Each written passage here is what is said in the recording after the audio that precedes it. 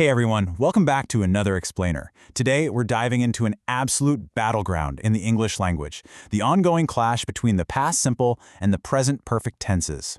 Honestly, if you've ever paused mid-sentence, totally frozen, wondering which one to use, well, you're definitely in the right place. We're going to break down the exact rules using some fantastic source materials to finally clear this up for you. Let's hook right into it with an everyday question.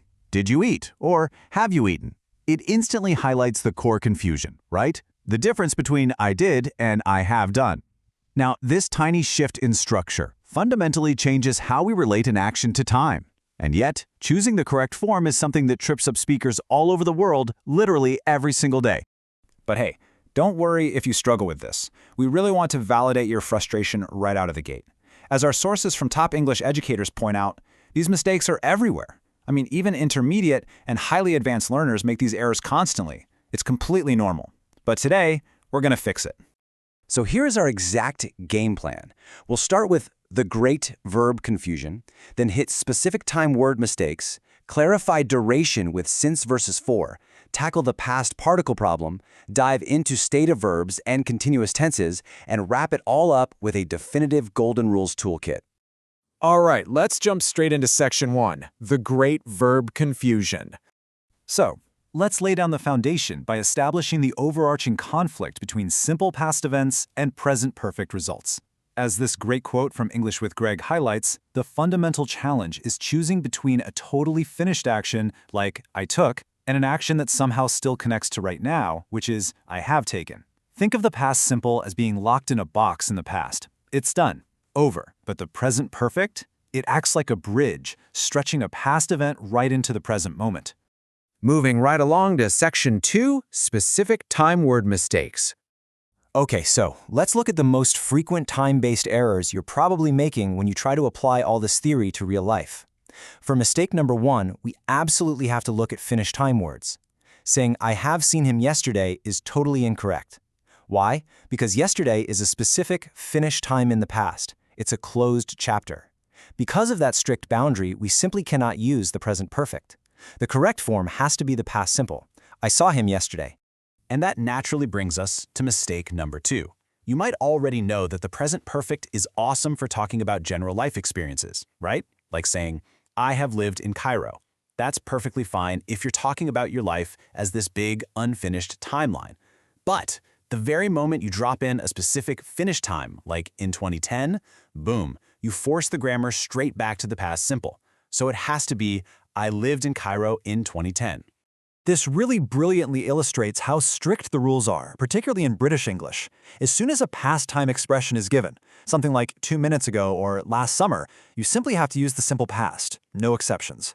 Now, if there are no signal words for a finished time, and instead you're using words like just, already, or yet, well, then you cross over the bridge into present perfect territory. Okay, on to section 3, duration, since versus for. Let's see what happens when we talk about a duration of time that connects the past directly to the present moment. Breaking down mistake number 3. It is incredibly common to hear learners say, we are together since 2015, using the present simple tense. But in English, if a duration continues from the past up until now, we absolutely must use the present perfect. The correct, natural phrasing is, we have been together since 2015. It perfectly captures that unbroken bridge from 2015 right up to this exact second. Now, addressing mistake number 4, we really have to clarify the notorious confusion between since and for when we're expressing durations of time. Here's the thing. Even if you use the correct present perfect tense, choosing the wrong time word totally ruins the sentence. You can't say, since 2 years. You just can't. You must say, for 2 years. So what's the trick here? The absolutely crucial point is that since is used with a specific starting period in the past, like since 2015, since Monday, or since I was a kid. It pinpoints the exact start of that bridge we talked about.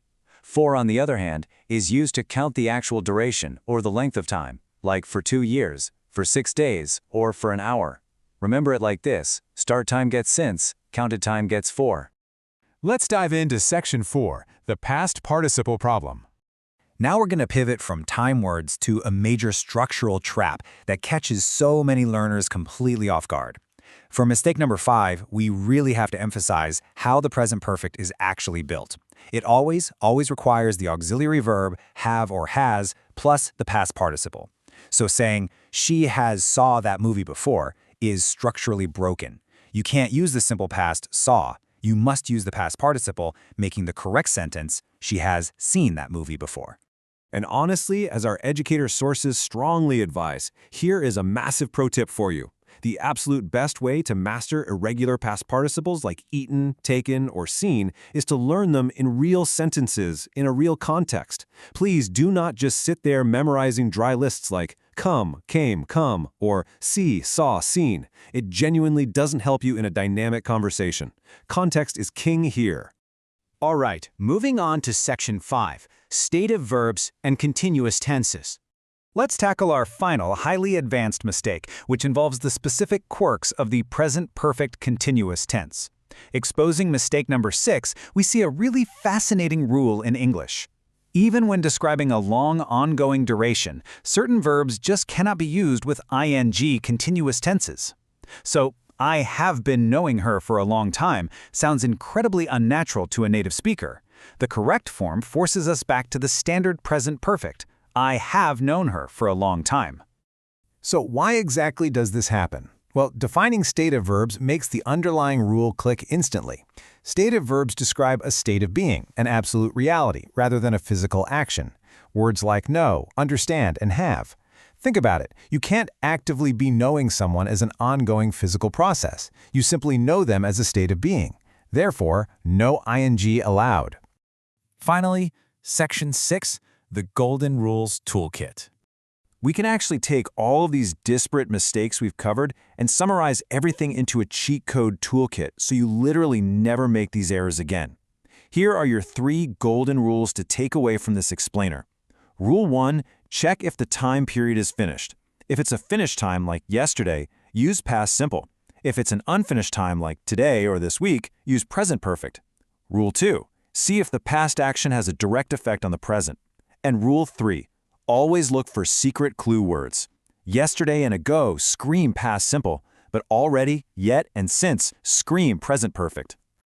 To perfectly lock in Rule 2 regarding the effect on the present, notice the huge difference here. I lost my keys yesterday is a disconnected past event, right? Maybe I found them, maybe I bought new ones, but the event is totally over. However, if you run up to me right now and say, I have lost my keys, using the present perfect means there is a very real consequence happening right this second. You still can't open your door today. The past action connects straight to your present reality. So let's leave you with this final provocative thought to really test your knowledge. Think about everything we just went over today. Since the actual learning happened over the past few minutes, but the result, your awesome new knowledge, is very clear right now in the present, which tense should you use to tell us? Have you understood, or did you understand? Keep practicing these rules, use your new toolkit, and you'll seriously never confuse these verbs again. Thanks for joining me.